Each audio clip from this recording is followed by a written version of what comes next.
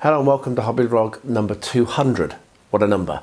Now I know this should probably be quite a big vlog and I should probably be making a big deal of it, but I'm not going to worry about it. It's actually a shorter vlog than normal. This is recording this on Thursday because as of tomorrow morning I'm heading away for the weekend to go and see my mate Steve. Going to go and play some games. I'm taking What a Cowboy with me and I'm not going to be able to film or edit or anything on for Sunday, so I thought I'd better get this done now.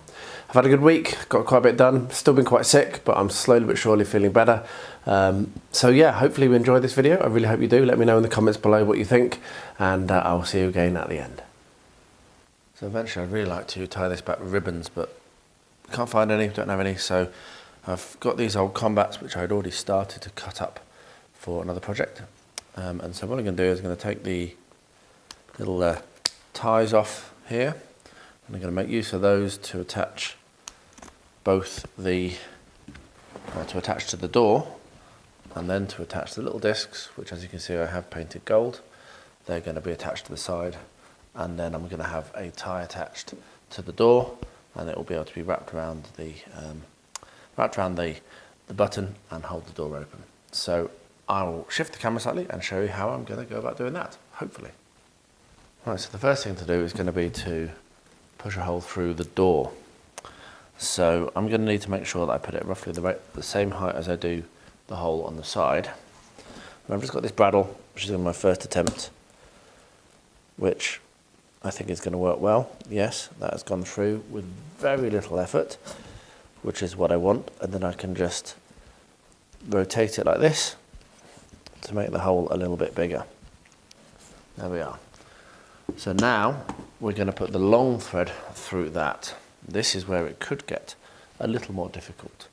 So I'm going to put the cut end from the outside through to the inside. And my plan is to make use of the bradawl to kind of help shove it through. So let's see if that works. Oh yes, look at that.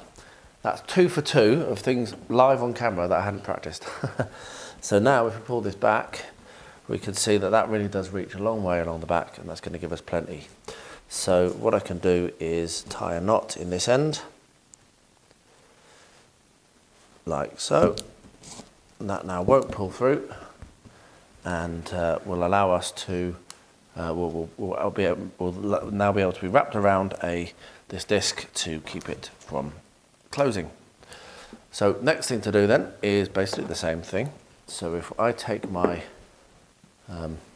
strap, hold that 90 degrees, and what I can do is then same thing. Now this is going to be a bit more difficult because there's actually 2 things of cardboard, but it managed to go through perfect. So now we're going to just widen that, and I'm going to do the same technique as I did just now. However, what I'm going to do first is push it through the center of my disc, because this is the tidy end and that's what I want to have on the outside. So we'll just gently, slowly encourage that through. I might need to use the bradawl as well. And once that's through,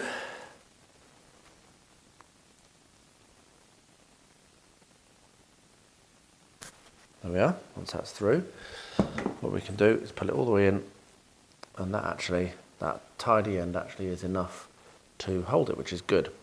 So what I would like to do, because I don't want it to be pulled tight up against the side, what I'm going to do is put some knots in it, which will then act as spacers, which will hold it away from the side, which will give us something for that to wrap around. So that's that. Maybe I should have tied a knot on that end as well, actually, to be honest. Hopefully it won't fall off. So I'll put 2 knots through this, and that will give us a good, and push them so they're next to each other. So we've now got a little bit of space. If it's a problem, I can put a clamp on there or something, that'll be okay. And then we will push this through to the inside, as we did for the other one, and then tie a knot in it. And that will be this side done. And then I'll do the other side, and I'll turn the camera back on when that is done. And this super long clip, well, actually not super long, not for me. Yeah, once this is done on both sides, I'll turn the camera back on, and I will show you what it looks like. So yeah, I'll turn the camera off now. Well, that's done on both sides, and as you can see, it holds the doors open really nicely. Now, the 2 knots on this side was a mistake, so what I've done is on this side, I've learnt from that mistake. I've only did 1 knot. I also put a knot on the outside, and that is much neater. As I've said, I want to replace these with ribbons anyway, so I'm not too worried about that because I'll be improving it. I'm going to trim off the insides. As you can see, I haven't trimmed this side yet, and I have trimmed that, so I'll trim those, and then that bit's done. That leaves us with these lights to put on, which I'll hopefully try and do later. I haven't yet put the top piece across here, mainly because I'm not sure whether I'm going to or not. So I'm still kind of umming and ahhing about that. But for now, it's good enough, and it'll work for what Rosie wants it for. She's not going to be doing any top-down stuff anytime soon. So there we are. That is the theatre open. Once we've got the lights in, that'll be epic. Really, really pleased. It has been quite a long time since ArdaCon, and I still have not even looked at taking my miniatures out of their cases and tidying up after the event. I know that there are some damaged ones, and I know I'm going to need to do those fixings. But the most important thing that's pushing me is that I need at least one of those Citadel boxes, because next weekend I'm going up to see Steve, and I'm taking up the Water Cowboy, and I take a bunch of cowboy miniatures. And so I need to free up one of these boxes so that I can travel next weekend. So what I'm going to do is I'm going to get everything out, have a look at it, put away the ones that aren't damaged into those clear display cases, and any that are, we'll have a look at, and I will then try and fix. So I'll put some music on, and you can watch as I go through.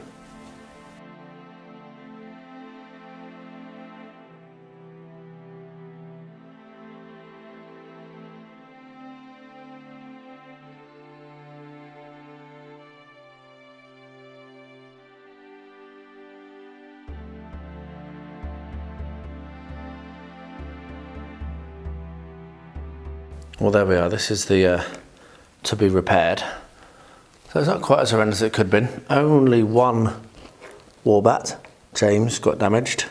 That should be easy enough to fix. Actually, Guahir got damaged on the way there as well, so that broke, and I fixed it while I was there, but it's broken again on the way back. I do have the foot that's missing here. I saw it, so I need to find it again. It's stuck to one of the bits of packing materials, and this one got knocked off a table and broken during the game, and I tried to fix it but I couldn't, so I need to fix that properly. And then finally we have a little bit of a pick that's fallen off on this orc here, so I just need to glue that pick back on. So it's not so bad. All but one of the warbats survived both journeys, and everything else over here did as well. So I need to put these away in their places, and I can basically close that box up as well now, there's only one to go in it. And then I'm ready to start packing for my trip next weekend, and I will be looking to repair these over the next couple of days so they can also go away. I'm just waiting for Rosie to come up, and what we're going to do is we're going to clean these tracks, and I thought I'd show you just what a state they're in. So that is how it works. It is not moving at all. That is how bad the tracks are. So we really need to get these tracks cleaned. Also, I am really regretting the fact that I didn't put lots of droppers and run power underneath, because it's only got power going in at one point, which is over here. And so if there are any issues or any bad contacts, and there is quite a gap in that my track lane wasn't great as well, then that could also be causing some issues. But I do know that it does run, it should run. I've seen it running before. So yeah, so I'm going to get this track cleaned with Rosie's help when she comes up, and when she does come up, I will turn the camera back on, because yeah, it'd be good for you to see her. But I'm just going to get started. Really want to get this back running. I'm just going to make a start now, and I'll bring you back when Rosie's here. Okay, so I've literally only done this 5-inch section here, and that is what my cloth looks like. Absolutely filthy. So yeah, literally just coming along on this bit here and running along the top of the tracks. And yeah, they're absolutely filthy. So this is obviously something that needs to be done. And I'm glad that I'm getting on it. And hopefully the track and train will run much smoother for Rosie so she can get some joy out of this train again. I think I hear her coming, so I will turn the camera off now. Yes, there she is. I'm turning it on again in a moment. So Rosie has joined, and it's really stinky, isn't it? Very stinky. I can't breathe because it's too smelly. Too smelly, yeah. So what we're going to do, Rosie, I've told Rosie that it's not really good. Unfortunately, I was hoping that she might be able to work with me on the cleaning of the tracks, but that's too chemical and it's not good. But you've said you want to stand and watch for a bit, don't you? So I'm going to carry on, and I'll do a quick demonstration of how I'm doing it as well on camera. So just taking a little folded over section. What I do is, oh, you're a bit tired, maybe you should have a nap. You take some, careful of that, you take some of the cleaning fluid on your cloth, and then, while Rosie is playing with the Jeep, oh, don't drop that, it's very delicate. What you do, Why is there a man? he's watching trains. He's always been there. So yeah, then when you've got some chemical on the, yeah, you can touch him. When you've got some chemical on your cloth, you run it along the top, and then this is what it looks like. Look at that, filthy. Anyway, so we're going to play with our train set for a little bit. Just be careful. Going to play with our train set for a little bit, aren't we, love? Excuse me. Oh, do you fall over? I'll glue him back down. And I'm going to keep cleaning. So I will bring you back when we. I will bring you back when I've finished doing the cleaning, and we're going to try and run some trains. How about that? Yeah. Careful! You just ran him over. You just ran the little man over. Don't do that. You need to be more careful. You're like a bull in a china shop, little bobbit. Right. Right. Say bye bye. Bye bye. Little bull in a china shop, aren't you, love? No. No. So here we're back at the table, and we're just going to get a short session in today. Both myself and Angela are still sick because of this little monster, who's very excited, as you can tell. So, yes, Rosie is Primula. She's been learning how to say her name. Right, Ruru. Ruru. Good girl. Right, so we finished the last session. Having walked all the way from here, all the way down through the woods and to Waymeet. And we're just about to go into Waymeet, okay? Okay. So that's where we start the session. I'm not sure how far we'll get, but we shall certainly... I want to go into that. I know you want to go into the scary woods, but we're not going into the scary woods for a fair time. I'm sure we will, but just not yet. So yes, we'll record again at the end and let you know how the session goes. But yeah, you excited? This is my excited face. Yeah, are you excited, Roo? No. Right, let's get this game going. Yes, I am excited. Good. Right then, short session. We only did the little bit of the adventure around Waymeet. We managed to have some food. We managed to find some accommodation with Baldo Bunce. And Rosie, what did you do? I get the owl. Yeah. Well, very politely, didn't you?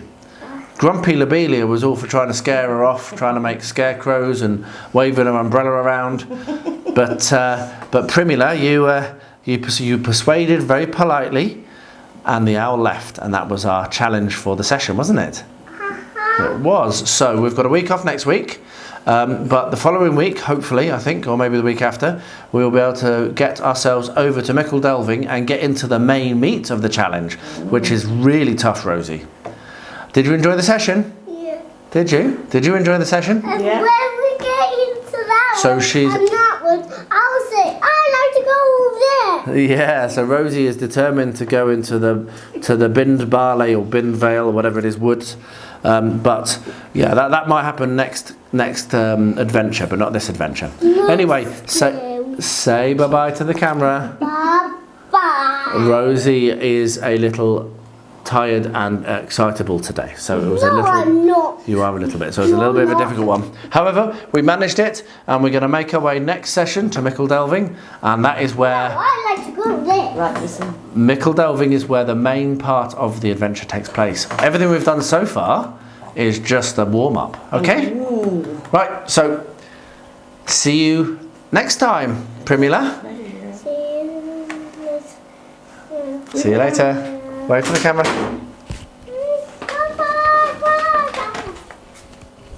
And I've just managed to get the track cleaned. I made use of some of the scrubbers. I also had an idea about using these, which are obviously earbuds, with the chemical, and that worked pretty well actually. So it's all clean, and I've managed to get a train loco to run all the way around it. Very, very stop-start. The issue we've got here is that the loco I'm using, that I bought for Rosie, is very finicky. And yeah, it's very, very, very sensitive. And what I've found is that if we look in here, look at how that much is moving around. A lot of my ballast is loose, which means it's getting in the way and it is derailing the locomotive. There's a lot of ballast on top of the track in here, and that means that the loco derails as it comes in here. And there's another couple of places that are very similar. So what I'm going to need to do, and I'm not entirely sure whether I'm going to put this on camera, but what I need to do is going to have to go around the whole track like this, and I'm going to need to re-glue down this. So get some alcohol and some glue, drop the alcohol on, and then glue down the track. But before I do that, I'm going to get a small screwdriver and run it around the inside of the track to loosen anything that might be up against the rails, because that will cause a derailment. But yeah, I did manage to get it running round. Once I've done that process, I'm going to get the hoover out because there's cobwebs and dust all over it. It's horrible. It's been abandoned for too long, obviously. So I need to hoover it all up, make it clean, and then it will be ready for Rosie to run. So if I can try and get that done today, that would be awesome. So I'm going to go and get the alcohol and the glue and a little screwdriver, and I'll get that process done, and I'll bring you back when that is completed. So what we're doing now is we're trying to get these lights attached. So what we've done is gone for one on each side, about even with the front of the door, and we're just looking now to work out where we're going to put the other two, and whether we need to buy some more. But once that's done, then that is this all finished. Let's have a quick look at it just with these two in now. So that's lighting up the backdrop. Okay, is that one on? Is the left one on? No, so let's turn that one on. That lights it up nicely, doesn't it, actually? Right, we'll have another bit of a think, and I'll come back in a bit when we've put the last two in place. Well, we've moved it into the lounge, and we've just put 3 lights on. And as you can see, sitting here on the sofa, which is where I am now, which is where we'll be sitting when she's doing her show, it is perfect. So we've ended up putting the extra light just up there, and then there's one on each side at the back. Now if we decide to put more on, it's very easy because we do just glue in place with a Velcro. So yeah, that's where the lights are. So this is finished. What we now need to do is get Rosie to do us a little show, and I will attempt to film it and maybe even put it onto the channel, but we shall see. But either way, this is done. Really fun build, and learned a lot. And yeah, just had fun, and now I'm really looking forward to seeing Rosie playing with it. Right, we are rolling, darling. Hello. Hello, who have you got? My dreams, Fred, and Patch. Yay, so you're going to do a little show for me? Yeah. Go on then.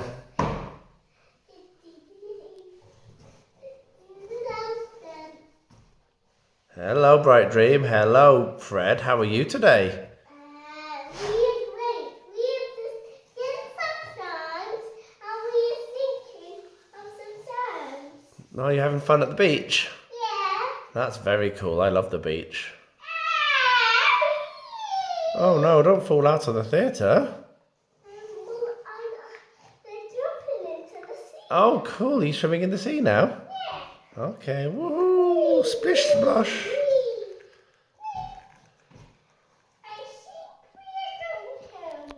Okay, bye-bye. Very good. Is that done? I think if you put the phone down, I think then I'll just put the normal. Okay. Say bye-bye. Bye.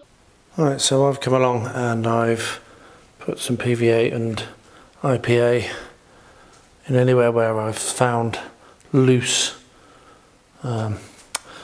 of the material. And then what I've also done is taken a little tool, which you can see here, and I've run that around the inside of the tracks, and I found a few places where there was some gravel that was actually stuck in the wrong place, and that did make a difference potentially. So I'm going to let that dry, and then I'll get the hoover out, hoover it all over, and then we'll see whether it runs smoothly or not, and hopefully me and Rosie can run some trains soon.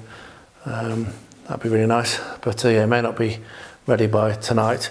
One thing I think I do need to do, look at this, if I can get it to focus in, I'm not sure, but the rail joiner there is just basically got a massive gap in it, if you can see that at the back, and yeah, that needs to be looked at as well. I'm not sure whether I need to put a little bit of plastic card in there, or maybe to try and put some solder in there and then sand it down so that it's smooth. But yeah, it's a big problem, which is probably contributing to my lack of motive power at sometimes, because maybe it's not getting the power through. Yeah, so I'm gonna let that dry now, and I'll bring it back when it's dry and when I'm about to hoover. The track has dried, so what I'm going to do now is come along with the hoover and hoover the whole of it. And I just thought it'd be interesting just quickly to put the camera on. I'll turn the volume down because all you hear is the hoover, and show you just how much dust is coming up off this.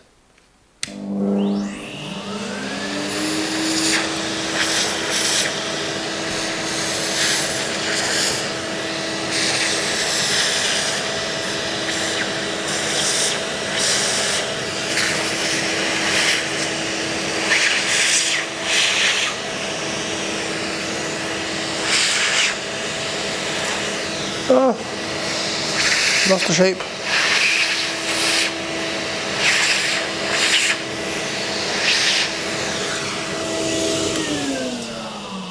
And I lost the sheep. So I might actually go with a little handheld hoover, because then if I do lose another thing, it's much more easy for me to save. That sheep is gone forever, which is a shame. But anyway, yeah, I'm going to go around the whole of the track and the whole of the layout and just take all the dust off. So you can see the difference in the colour. It makes quite a marked difference. Right, trees.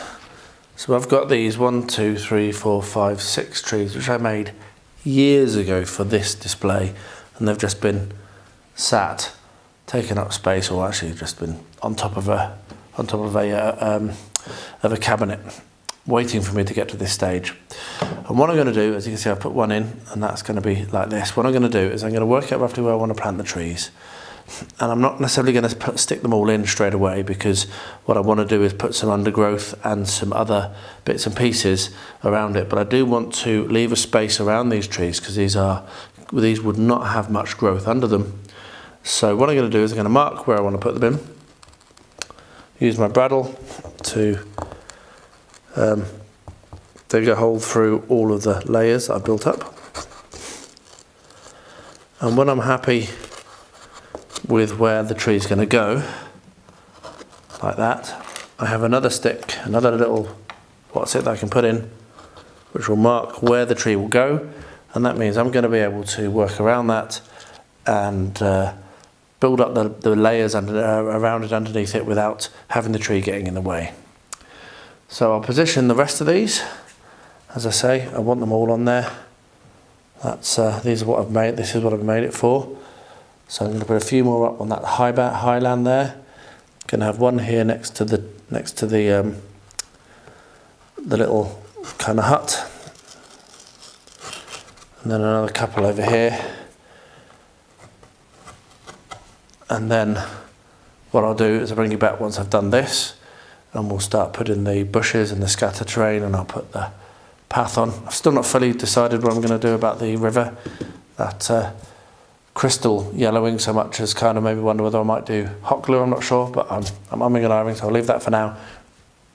So we'll come in and do the track and all of the undergrowth and the bushes and what have you, and then the last thing will be sticking the trees in, and then working on the water effects. So yeah, we really are making some good progress on this, nearly done, and I'm pretty happy, and I know a lot of people are happy seeing this being done. I've had some nice comments.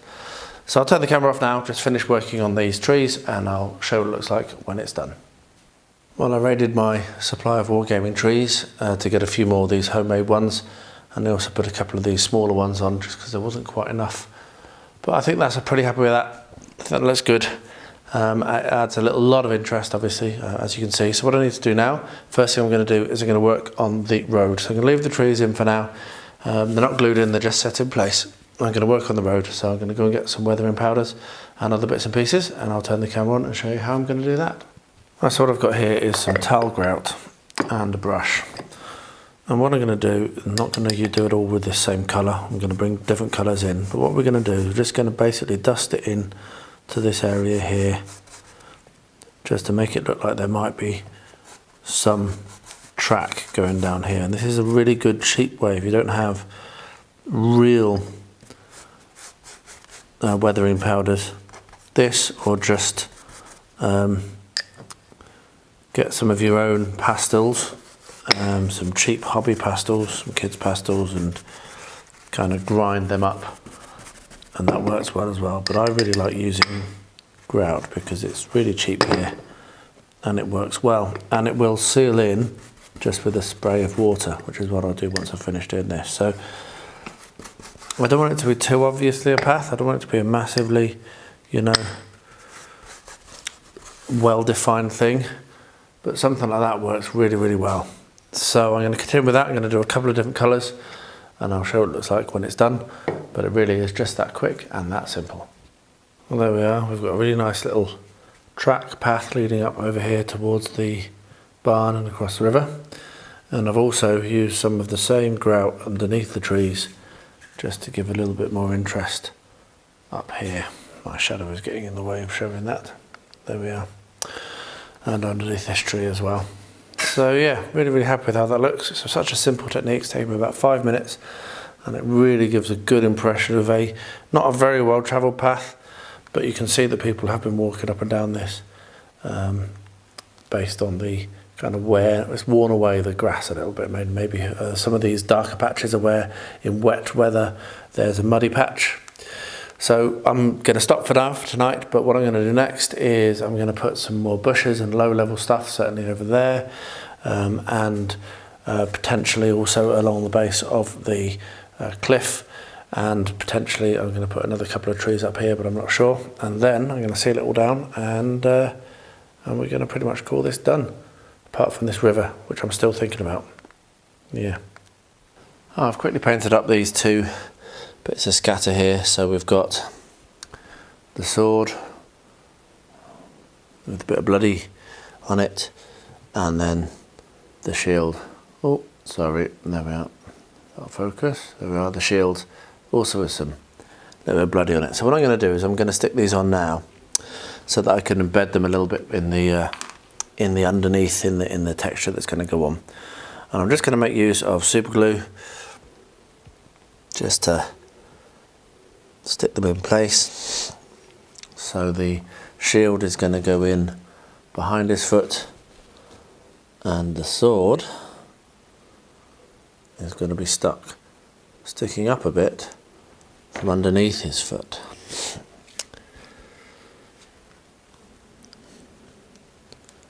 Like that. Now I will need to put something underneath it, so I've got that. Oh, I've stuck it to my finger and not to the base. There we are. So I'm going to use that little base just to hold it at the angle I want. Actually, I want it over on its side a little bit more. There we are. Yeah, so that's that. So I'll let that dry, and then once that's dried, then we'll come along and we'll do our scenic basing. I'm doing a bit of tidy up in the games room, and it's time to throw away all these old resin bottles, and I just thought I saved them so that I could try and work out roughly how much I put on, but I didn't save them all, unfortunately. However, what you can see here is we have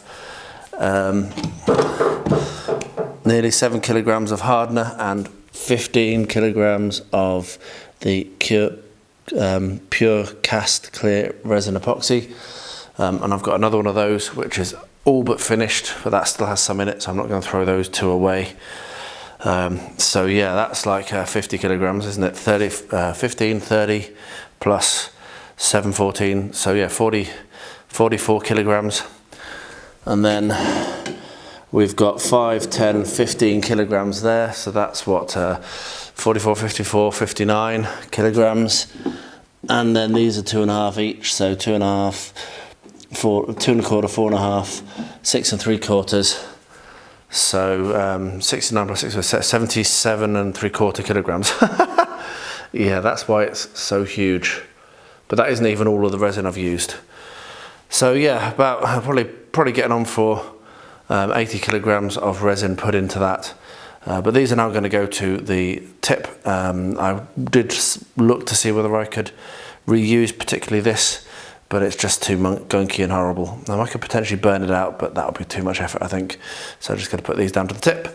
I will save these. They maybe get used on the model railway on another build, but they're good for a fair while yet. But yeah, getting this all tidied up, and I thought I'd quickly do the maths. Hopefully I got my maths right. I'll try to put something on the screen if I didn't get my maths right. Well, my little things have glued onto the base fine. Sorry, I've got a bit of a funny throat. So what I'm going to do now is I'm going to use my base ready mix to put onto the base of the Giant. Now I'm going to do this in a slightly different way, and I've just decided it as I'm talking to you, so let me quickly go and get the other bits I need. I'm not going to dip it in like I often do, because sometimes you don't get quite as many larger pieces. What I'm going to do is I'm going to get this little pot, and I'm actually going to spoon the material over onto the base. So first thing, as per usual, is going to be open the applicator. Is going to be to put some glue on the base, like so.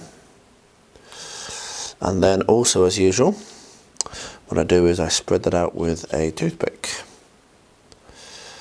which just means I can get good coverage and don't destroy a paintbrush.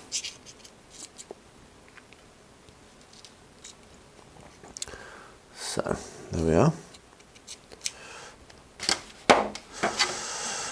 Maybe a little bit more glue. There we are.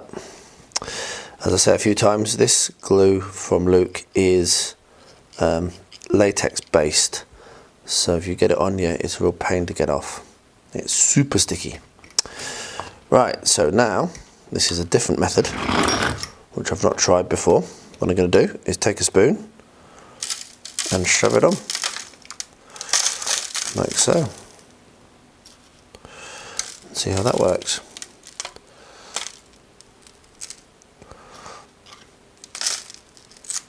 There we are. So then we'll shake it, and the big stuff still falls off. So this is one of the weaknesses of this technique I often find, is you just don't get the big lumps that you want. And that means that as you end up using more and more of your material, you end up with more and more big lumps in it.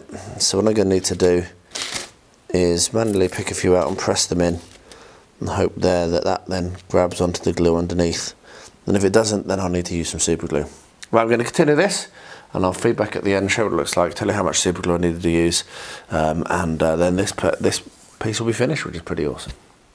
I've got some new pipettes coming because these ones are way too big for this job, but what I'm going to do now is take some of the very watered down PVA and drop it over the top of all this basing, and this will seal it all in place and make it so that nothing will move and fall off, which is basically what we want to achieve. Now if you want to, you can put some 99% alcohol on to assist with breaking down the surface tension, but this is really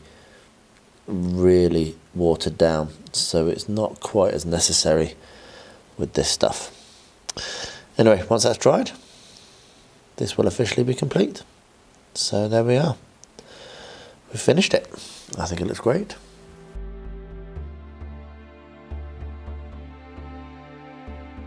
There we are. That will dry nicely overnight, and yeah, done. I've ordered a few bits and pieces to enhance the model railway that goes around the Christmas tree, and the first of these items has just arrived, which is the Geshenka set 1140. Now, as is traditional with these bush kits, this is something that you do have to assemble. So here we've got the Christmas tree with a little light, a little star which is going to go on the top, and its little pot. And then most amusingly, we've got a whole bunch of sprues here which we're going to need to cut and glue together to make up these presents. So yeah, I will definitely do this on camera, and then we will get it onto the tree, onto the train set, onto the layout. I'm not entirely sure whether this is going to go on this year. I've got a couple of things, like I say, so I might wait until everything's arrived that I've ordered for the tree, because I've got something for this year as well as something for next year, and then decide at that point what one is going to go on. But anyway, there we are. They do love their spruce bush. Let's have a look at this. I'd really like to get this made up and on her layout, or at least available. Like I say, she'll decide whether it's going to be this one or the pre-made one that we'll use. It's entirely up to her. Let me just zoom that out a bit. So what we're going to do, have a look and see what parts we've got, and then have a look and see how it suggests you go about doing the instructions. I'm not sure whether I might not paint this on the sprue just to make it a bit easier for myself. But the only problem with that is then you need to scrape off where you've primed and painted where you're going to glue. So can I about that for a few minutes. It is recommended that the instructions in exploded view are studied and that assembly is practiced before cementing together. There we are. So obviously we'll do that. It's a beautiful bit of kit. There is some cleaning up that needs to be done here, as you can see.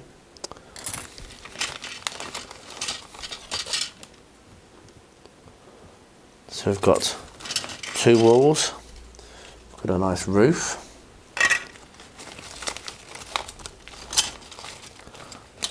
we've got one sprue of windows and various other bits and pieces, which I'll have to look into exactly what they are, windows and doors. Then we've got the end wall, there's one of them, and there's the other one. And then we've got another sprue of more windows and some, this is obviously to support the gable or the overhang, so that's that. And then we have some things to stick up and a couple of clear sheets of plastic which we can use for the windows. Cool, so that looks pretty simple, that looks pretty good. What I'm going to do now is read through the instructions, and then I'll come back when we start to do the assembly and show you how it goes about. So there you are, as I say, shorter week, Thursday today, so tomorrow I'll be driving all day, and I will try and get some video while I'm away on the weekend, which will go into next week's vlog. But it's been really good, really cool to finish up the theatre for Rosie. Such a joy, and she had a great fun. I only filmed a little bit of what she did yesterday. She had a lot of fun, and she's shortly due home from school again, and so I'm sure I'm going to get another musical performance from her in the theatre. So yeah, really, really good fun. And the joyous part of that, the best thing about that is a whole family build. Angela got involved as well, and that just means a whole lot to me, I can tell you. Anyway, I've got something down here as well to show you. Things arrived for the Model Railway channel. There's a hat that I've bought and some t-shirts, but you will have to subscribe and go over to that channel to see me wearing those. These have arrived. I'm not started filming yet. They only arrived yesterday. So that means that from next week, hopefully this cold will have disappeared. And I'll be back with energy. Hopefully from next week I can start to record some videos. They're going to be a slightly different style to this channel. Going to try and do them a bit shorter, a bit less chattery, a bit more focused on subjects, just to see how that goes. I'm not sure how well I'll stick with that, but we'll try. So it may be a few weeks to a month before something actually appears. But do get over there. I've got a few subscribers already, so thank you to everyone that's done that. And yeah, really appreciate it. And I'm very excited to get started. Very, very excited. But that doesn't mean that it'll impact this channel. All of my other hobbies will be going on as well, so don't worry. The beard clipper will not go away just because ARA Railroad is starting up, not in the slightest. Anyway, a bit of a rambling outro. Thanks so much for watching. I really appreciate it. I really hope that you've enjoyed the video. Let me know what you think in the comments. I really do appreciate all of those comments. That's what motivates me the most. So yeah, do say hello. And I'll wrap up by saying, currently, as I always do, hopefully I can stop doing this soon, but the war in Ukraine is still going on, and if any of you are impacted by that, either directly or indirectly, then my thoughts do go out to you and anyone you know who may be in that horrible situation. And to everyone, please do stay safe, stay healthy, I wish I could, and stay well.